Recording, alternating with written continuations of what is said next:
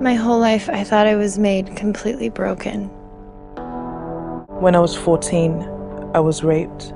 I was raped. That was the day when I stopped trusting men. I remember the day she left me for another man. I've never felt so alone. We're talking about the war of words and how powerful words are. Words, well, they are just containers for things like fear or faith. You can discourage or you can encourage using words. As a man thinketh in his heart, so is he. Out of the abundance of the heart, the mouth speaks. We are a sum total of what we think about, but what we think about is brought to us by words. My dad was a minister, so he used words every Sunday to talk to people, encourage them, inspire them. And I really looked up to my father. I mean, my dad, he lived till he was 91 years of age, one of the most powerful men I've ever met in my life. He was always so positive, so extremely positive. One day I was in the restroom, and some of the elders from the church, some of the leaders in the church came in, some men, and they didn't know I was in the restroom. And they said some of the most ridiculous things about my dad. Sometimes when these words come in, you cannot allow them to take space in your brain. And that's what happened to me. It became like a root of bitterness. I all of a sudden didn't want to go to church. I didn't want to be around people. I called them hypocrites. I said, if that's what Christianity is all about, you can have it. And that really started a downward spiral for me. 20 years later, I was in Red Deer, Alberta. I'd been doing some speaking to high school students. And I decided to spend some time, get away from it all, and just kind of say, something's wrong in my life. I just can't seem to get over this stuff.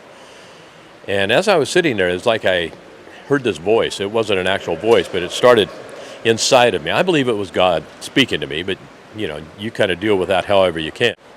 And the idea that I needed to call them up and ask them to forgive me came into my life.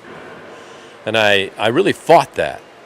But I realized that that's where that root of bitterness started with me.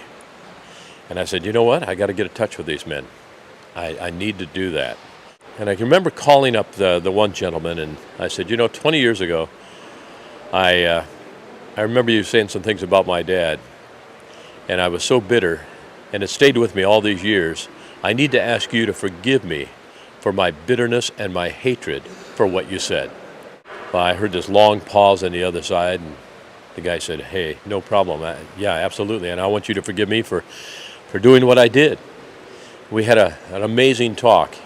And it felt like about 10 tons lifted off of me. In my high schools, as I traveled around the world talking to young people about the power of words and the power of forgiveness, I've had so many young people come up to me just crying and sobbing and say, I know what you're talking about. I've had so many words that have hurt me. I've been bullied. I know one young lady in Edmonton, Alberta, came up to me after a meeting, and she was just bawling her eyes out, and she was just said, Doug, I know exactly what you're talking about. Well, it even went further than that. These young men, because she was very pretty, they called her names. Can you imagine? She was a beautiful young lady, but they called her a lot of names. They called her whore. They called her terrible things because of a mistake that she had made with another young man. And she said, I could not get away from the words, and it almost drove me to suicide. This young lady was actually thrown into the men's restroom, and she was raped repeatedly by a bunch of young men. And she said, there's no way in the world I could ever forgive these young men for what they did to me that day. She came out to a meeting. She heard the stories that I had to share, and a story I'm going to share with you in part 4 about a man by the name of Bruce Walker. And at the end of the meeting, this young lady came up and she looked at me and she said, I decided I'm going to forgive.